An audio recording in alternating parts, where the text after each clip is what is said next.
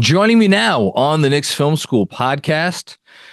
See if I get all this together in one felt swoop. He is an All-American, National College Player of the Year, Rhodes Scholar, an Olympic gold medalist, an NBA All-Star, two-time NBA champion, a basketball Hall of Famer, the author of 7 books, of course, the U.S. Senator from New Jersey, a U.S. presidential candidate, and now a documentarian.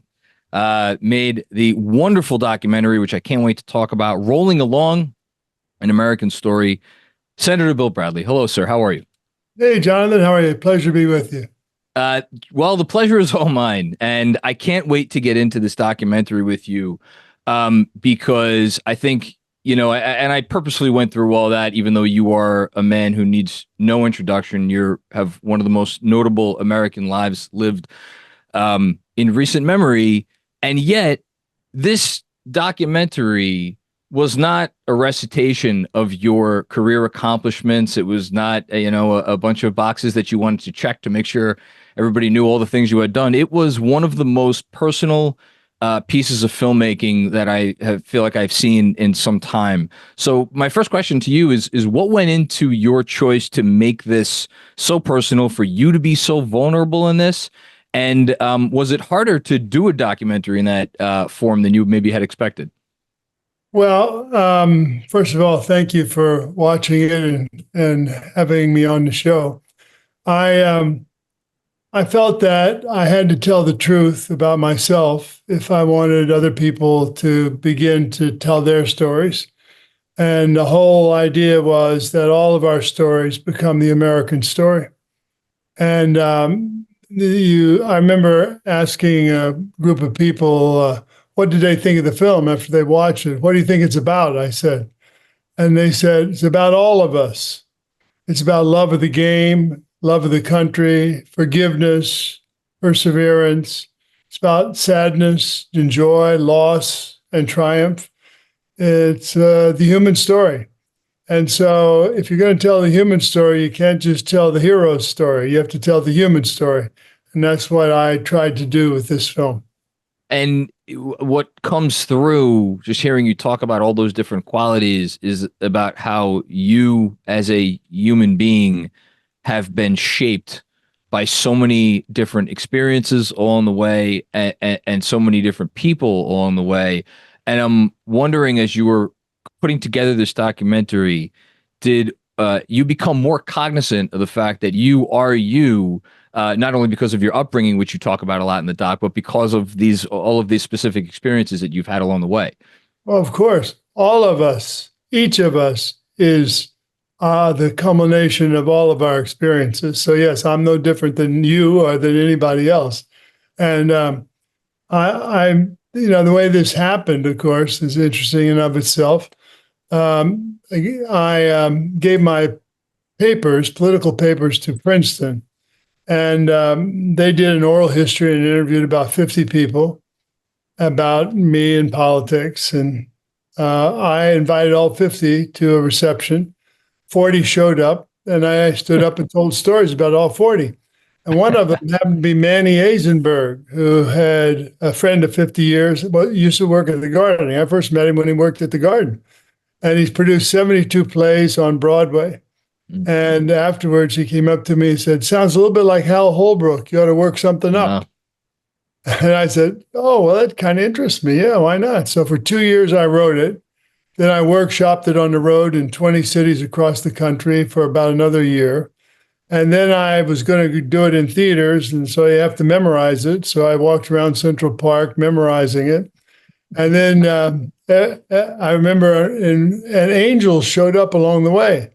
For example, at one of the workshops, I did it at the commissary of the Warner Brothers lot in Los Angeles. And afterwards, what I would do is I'd read it, and then I'd say, what do you think? And I'd take notes on what people thought. And afterwards, the guy came up to me and he said, I think this could be a film. And his name was Mike Tolan, who was the producer, was the director of The Last Dance about Michael Jordan, and became the director of this film. And so after I memorized it, I then did it every day, like shooting your baskets every day. Sure. at 3:30 in the rec room of our apartment building in New York, and it kind of got around, right? So sometimes 2 people would show up, sometimes 5, sometimes 10, sometimes 4. One day, 2 people walked in, a man and a woman, and the man's name was Frank Oz. And he listened to it and said, let me help you. I'd like to help you do this. And so he became my second angel. And my third angel was Spike Lee, my old friend. I ran into him at Walt Fraser's restaurant one night and said, Spike, I have this show I've done. I'd like to come over and do it for you. And he said, sure, come on over to Brooklyn. What do you need? And I said, how about a glass of water and a stool? And so I went over for him and did it for him. And at the end of which he had tears in his eyes. So I thought, well, I got something here. I really think I might have something if I can get tears in the eyes of Spike Lee. And then the last angel that came along was 2 weeks before the Tribeca Film Festival. And I had begun the film with a song by Van Morrison called, And the Healing Has Begun, right? Because what my hope for the film is it could lead to a healing process rooted in our common humanity in a divided country. And so Van Morrison's agent called me up and said, Van does not give you permission to use this song in your film. And I think I'm 2 weeks before Tribeca. What the hell am I going to do? So I called my friend Steve Van Zandt of the E Street Band. Sure. I'd sent him a copy of the film 6 months earlier, so he knew what it was. And I said, hey, Steve, I need a song. He said, well, Bruce did a song in the early 80s called Summer at Signal Hill. That might work. So he sent it to me. It worked. I got permission to use it. And so at every step along the way, these angels appeared, from Mike Tolan to Frank Oz to Spike Lee to my friend Steve. It is impossible to watch the film, or I found it impossible at least, to watch it and not have tears in your eyes by the end. And you could tell you're talking about all this work you put into it, because unlike a lot of documentaries, which have a lot of footage of this or that, this is really just you for the vast majority of the time. Yeah. And for a lot of that time, the thing that shines through the most is your immense love of this country. But I want to hit on something you just mentioned, which is the healing of a divided country. And you are not bashful at all throughout the runtime of this film, talking about times when this country has not been at its best over the course of your personal journey, and even maybe touching on some other issues. Why was it so necessary for you to explore those aspects of America? Well, because I love the country, and I love all of the country, right? And so I have to understand the history of the country, and I have to talk about things we are not proud of and things that we are proud of. And it's like each one of our lives, right? There's Sure. good in each of us. There's probably a little bad in each of us. And that's what it means by being human.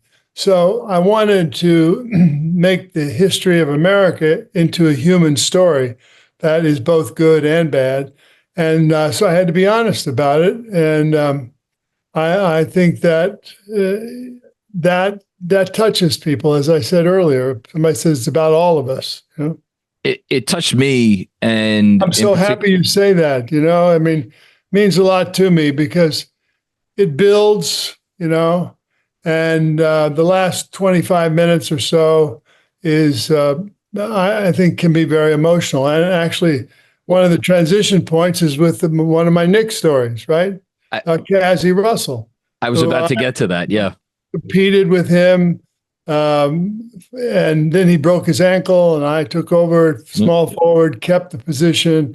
But because we had this competition every day before he was traded to San Francisco, we couldn't really get close. And so we have our 40th reunion, 40th Knicks reunion, right? Yep. And I see Cassie in the room, and I realize I'm still having a little tension in me. What's that all about? I said to myself.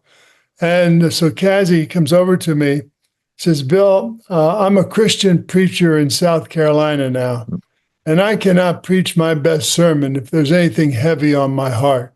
So if I ever said anything or did anything in those years that hurt or offended you, would you forgive me? And I said, of course, Kazi. And if I ever did anything that hurt or offended you, would you forgive me? And he said, of course. And we hugged. And 40 years of tension disappeared. In other words, the power of forgiveness. And from that story on, it can become it can move people, right? And that's why I hope that people will go to YouTube and subscribe. I should. Yeah, I should say, again, I will have said it in the intro, of course, but anybody can go watch the film right now on YouTube, absolutely for free. You bring up Kazi, and you mentioned, how you hope the film touches people. What really took me by surprise is how much I was affected by, again, you are a person who has dedicated your entire life to this country, and yet you tell these stories about how you witnessed all of these things that were so unfair, and particularly along racial lines. And you talk about your black teammates on those Knicks teams, and how seeing things that impacted them really started to impact you. And I'm wondering, how much did your time as a Knick change specifically your views on race in this country and how Black Americans, unfortunately, have been treated for much of its history? Well, it didn't change my opinion, because I grew up in Missouri, right? Small town in Missouri. Our little league was integrated. We played in a regional final, and we stayed in a flea bag hotel because it wouldn't allow our two black players to stay in a better hotel in those years. So this has been with me for a long time in my life. But the experience with the Knicks really deepened that. I began to see the distrust and suspicion that Black Americans have for white Americans. And I came to recognize certain looks that said, do you know what this is? Did you hear what that honky just said? Or certain words. Did he say Roy or boy? And I came to understand how they rarely totally relaxed in the environment. And so I learned also that the most important things are the human values. And so the human connection overcame all of that. And that exists till today. For example, I think next weekend, Walt Frazier and I are going to California to do a thing together at a conference. And Dick Barnett, he has just been nominated for the Hall of Fame. Yes, and you will be joining him when he gets inducted. I'm supposed to introduce him, but there's a problem, and that is he's in a nursing home. And he can't take a commercial flight.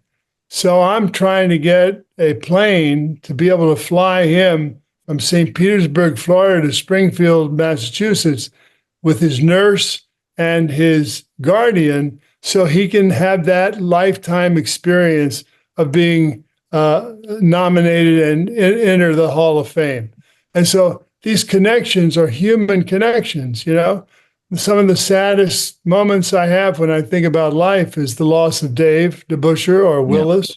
I mean, they're gone, but their memories are there. Their spirits are with me, just as Clyde's are, or Phil Jackson's are, or whomever. And so I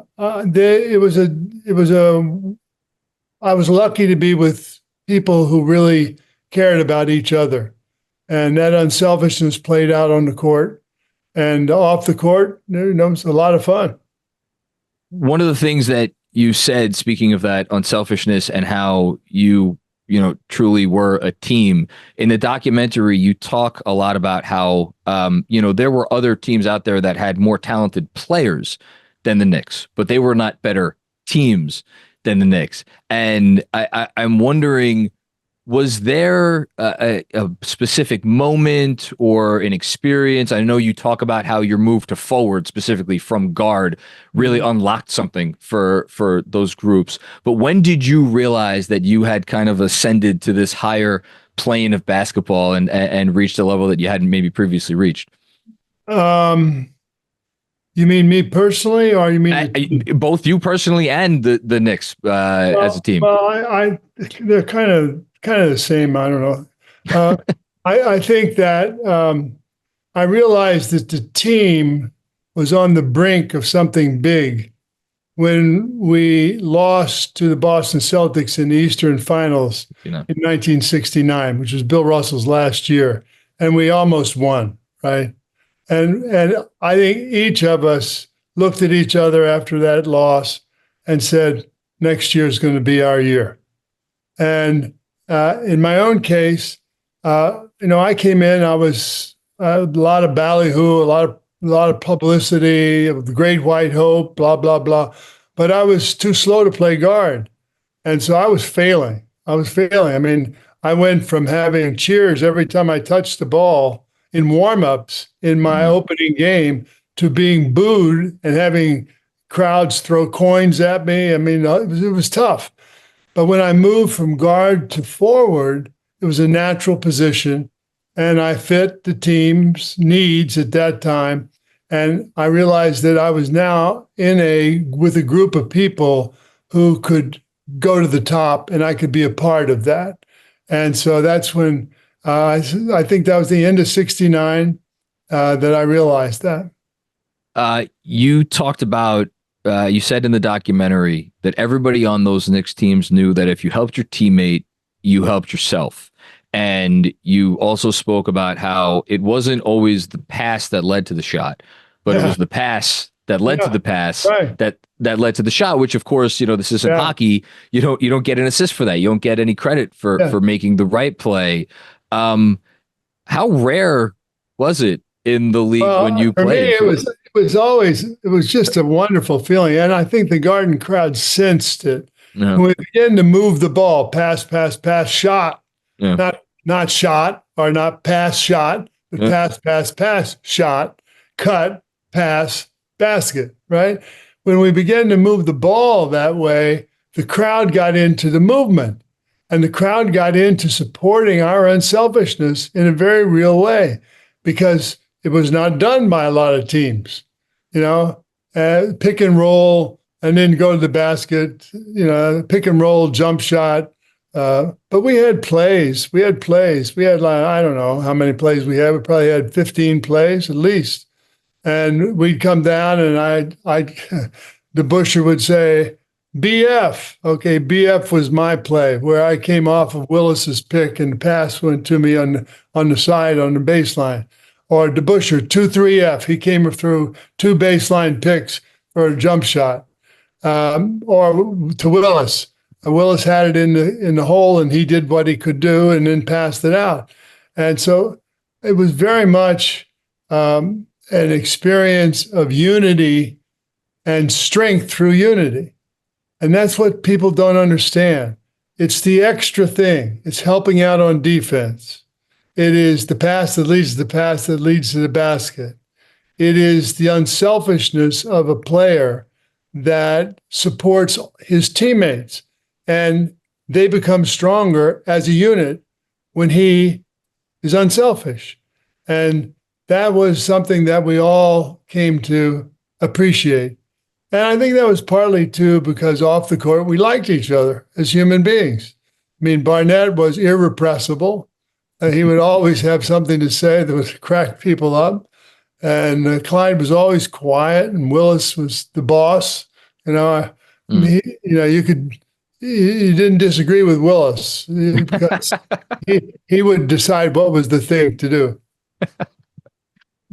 This may be a tough question for you to answer because you're so humble, but how much do you think the fact that you came in, as you just said, you're the Great White Hope, you're the number 1 pick, you're Bill Bradley, cover of Sports Illustrated, right? How much do you think that came from the fact that you were willing to sacrifice your own numbers for the betterment of the team? I told you it was a tough question for you to answer, but I gotta ask. It's not. Did I sacrifice my numbers? I didn't have any numbers in my first year. I don't even remember what it was. Maybe 8 points a game. I don't know. I didn't have any numbers. But when I made the starting team as a forward, then I had some numbers. 15, 16 points a game, something like that. But I never thought I was sacrificing 20 points a game. I never thought of trying to score 20 points a game or 25 points a game because my role on the team, I thought, helped us win. And that's what I wanted to do first and foremost, win. Points were important. Winning was important. Championships were important. And that's what I think really came across in those years. And I think we all felt that way. I know DeBusschere felt that way. I know Willis felt that way. I know Clyde felt that way. I know Barnett felt that way. I know Earl Monroe felt that way later. I know that Phil Jackson certainly felt that way. I mean, I had two great roommates in that period too, Dave DeBusschere and Phil Jackson. This is when you roomed with somebody on the road. Not anymore. You didn't have a palatial 2-room apartment, every hotel room, but you roomed with somebody and you got to know them pretty well. I would be remiss not to at least ask you one question about the current group of Knicks, because I obviously we see you at the Garden from time to time. You made your way there during the playoffs, which are very exciting. A lot of us fans now look at this current team and we are hoping, trying to hope into existence that they continue to espouse a lot of the qualities that you guys did 50 years ago. Do you get any of the same sense watching these guys that maybe you experienced back when you were playing for the team?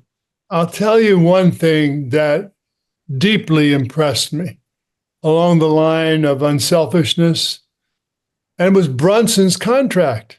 Oh, yeah. Where he gave up a couple $1 million. Gave up more than a couple, yeah.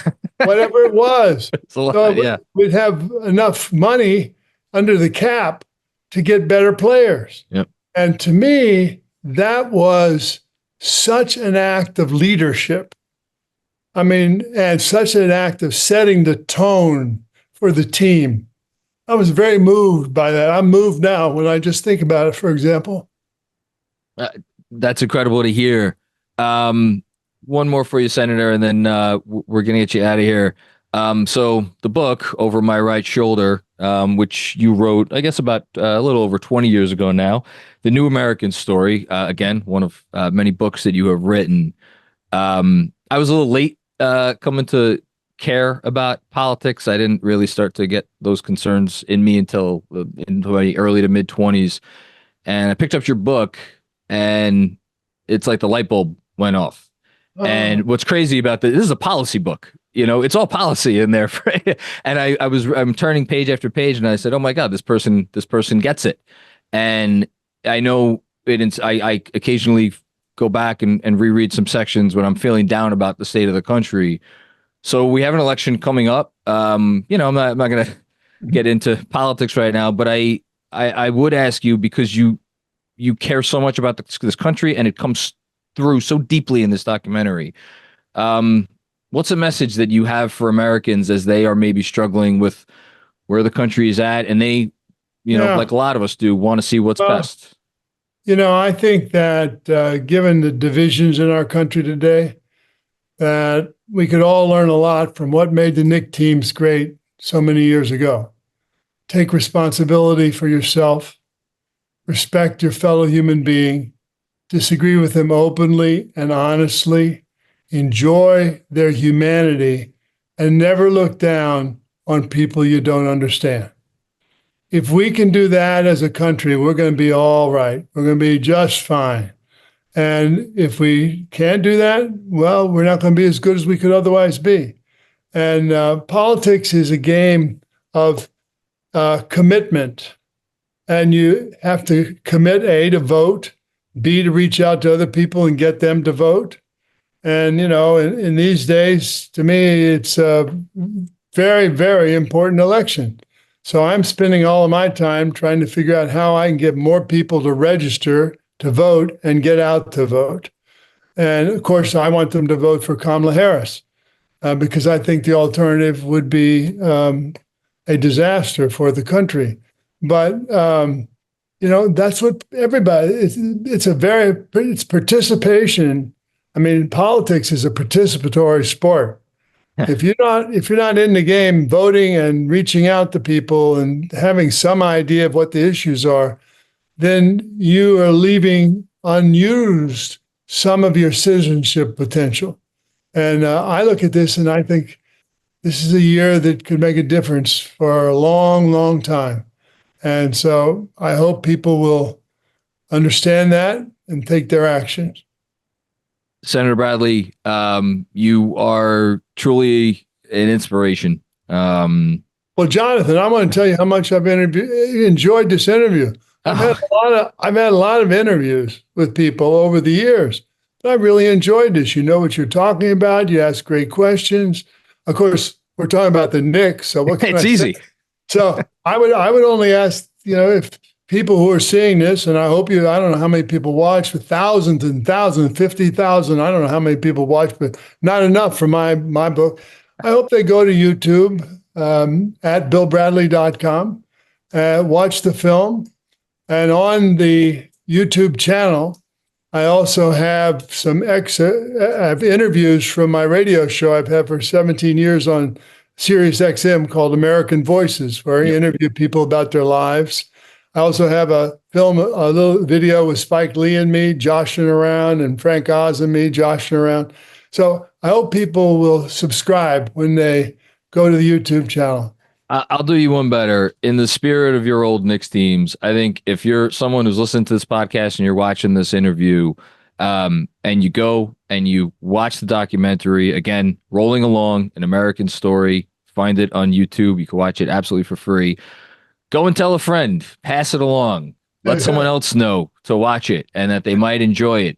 Doesn't matter if you're a Democrat or Republican, a Knicks fan, a fan of another team. There is no way that anyone anyone that I know could walk away from watching this documentary and not feel hope about what we have coming up. As a reminder, also, the link to the documentary will be in this episode description. All you have to do is scroll down right now and click on it. It'll take you right there. Senator Bradley, I've kept you for too long. I cannot thank you enough for your time. This was truly an honor. And I can't wait to see what you do next, because it's always something with you. Right. Well, Jonathan, I've, as I said, truly enjoyed it. Anytime you want to talk, just buzz me. I'm happy to do that. And well, I'll try to honor that and not pick your brain too much about the current state of the Knicks. But I appreciate that. When the Knicks win the Eastern Championship, you can say I told you so. You heard it here first. Bill Bradley's going out on a limb. The Knicks are winning the East. Senator, thank you so much. Take care.